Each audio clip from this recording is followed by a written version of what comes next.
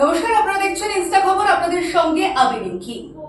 আমরা প্রত্যেকেই জানি এখনো পর্যন্ত 22 এপ্রিলের যে পহেলগাঁওয়ের ঘটনা রয়েছে সেই সন্ত্রাসী হামলার কথা আমরা কেউই ভুলতে পারিনি। কিন্তু তারই মাঝে এবার এই জঙ্গি সংগঠন আইএসআইএস যেন মাথা চাড়া দিয়ে উঠেছে। ইতিমধ্যে সিরিয়ার সঙ্গে যোগাযোগ করার চেষ্টা করা হচ্ছিল, এমনটাই তথ্য উঠে এসেছে সামনে। এছাড়াও এবার কলকাতায়ও এই আইএসআইএস জঙ্গি সংগঠন যেন আরো বেশি সক্রিয় হয়ে উঠছে। জানা যাচ্ছে এবার কসবার অর্থাৎ কলকাতার কসবার রাজডাঙ্গার একটি ফ্ল্যাটে হানা দেয় তদন্তকারী আধিকারিকেরা এবং সেখান থেকে উঠে আসে এই আইএসআইএস জঙ্গি সংগঠনের একটা অতীব গুরুত্বপূর্ণ তথ্য,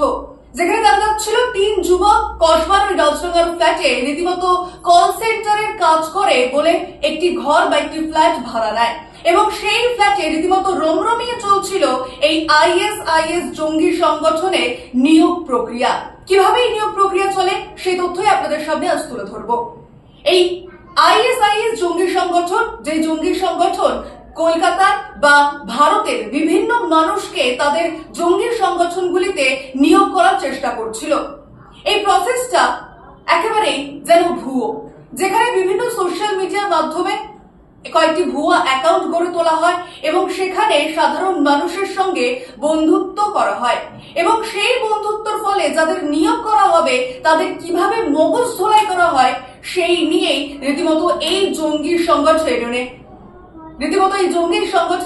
নিয়োগ প্রক্রিয়া শুরু হয়, যেখানে জানা যায় ওই 3 যুবক ইতিমধ্যে বেশ কয়েকটি সোশ্যাল মিডিয়ায় ভুয়া অ্যাকাউন্ট খোলে এবং সেই অ্যাকাউন্ট খোলার পর বিভিন্ন সমাজ মাধ্যমে থাকা বা সমাজ মাধ্যম ব্যবহারকারী যে ব্যক্তিরা রয়েছে তাদের ফ্রেন্ড রিকোয়েস্ট পাঠাতে শুরু করে এবং ফ্রেন্ড রিকোয়েস্ট অ্যাকসেপ্ট হওয়ার পরই রীতিমতো তাদের সঙ্গে আলাপ পরিচিতি বাড়াতে শুরু করে এবং তাদের সাথে কথোপকথনের মাঝেই তারা বুঝতে পারে কার মগজ ধোলাই করা খুব সহজ হবে এবং যাদের মগজ ধোলাই করা খুবই সহজ হয়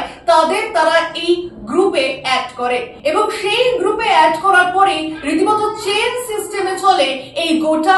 জঙ্গি সংগঠনের নিয়োগ প্রক্রিয়ার কাজ এবং ইতিমধ্যেই সেই কাজে করছিল এই 3 যুবক। ইতিমধ্যেই ওই 3 যুবককে গ্রেফতার করা হয়েছে, আটক করা হয়েছে এবং একই সঙ্গে তারা যে ল্যাপটপে কাজ করছিল সেই 2টি ল্যাপটপকে ইতিমধ্যে বাজেয়াপ্ত করা হয়েছে এবং জানা যাচ্ছে ওই 3 যুবককে ইতিমধ্যে দিল্লি নিয়ে যাওয়ার প্রক্রিয়াকরণ শুরু হয়ে গিয়েছে, কারণ দিন প্রতিদিন এই জঙ্গি সংগঠন আইএসআইএস যেন মাথা চড়া দিয়ে উঠছে। বিভিন্ন সাধারণ মানুষের মগজ ধোলাই করা এবং তারপর তাদের এই জঙ্গি সংগঠনের অন্তর্ভুক্ত করা, এটাই হচ্ছে এই জঙ্গি সংগঠনের অন্যতম প্রধান কাজ, যে কাজে রীতিমতো মগজ ধোলাই করার জন্য বিভিন্ন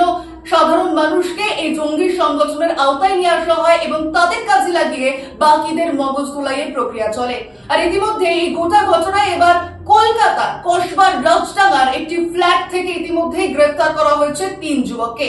তদন্তকারী আধিকারিকেরা মনে করছেন এই 3 যুবককেও একইভাবে মগজ ধোলাই করা হয়েছে এবং তারপরে এই আইএসআইএস জঙ্গি সংগঠনের আওতায় আনা হয়েছে এই 3 যুবককে। ইতিমধ্যে চেইন সিস্টেমে যেহেতু এই কাজ চলে তাই এই 3 যুবকের মগজ ধোলাই করার পর একইভাবে তাদেরও সেই একই কাজে লাগানো হয়েছে, অর্থাৎ এই 3 যুবককে 2টি ল্যাপটপ দিয়ে একেবারে আইএসআইএস জঙ্গি সংগঠনে কাদের অন্তর্ভুক্ত করা হবে এবং কাদের মগজ ধোলাই করা হবে সেই কাজে লাগিয়ে দেওয়া হয়েছিল ঊর্ধ্বতন কর্তৃপক্ষের তরফ থেকে এবং তারপরে কলকাতার রাজডাঙ্গা অর্থাৎ কলকাতার কসবার রাজডাঙ্গার ওই ফ্ল্যাট থেকে ইতিমধ্যে 3 যুবককে গ্রেফতার করেছে তদন্তকারী আধিকারিকেরা। জানা যাচ্ছে ওই ল্যাপটপ থেকে বেশ কিছু গুরুত্বপূর্ণ নথিও ইতিমধ্যেই উদ্ধার করা হয়েছে এবং আরো বেশ কিছু গুরুত্বপূর্ণ তথ্য উঠে আসতে পারে এই 2টি ল্যাপটপ থেকে, যার ফলে জঙ্গি সংগঠন আইএসআইএস এর আরো একাধিক তথ্য উঠে আসতে পারে এই তদন্তকারী আধিকারিকদের হাতে। আর এই খবরের দিকে অবশ্যই আমরা নজর রাখছি, এর পাশাপাশি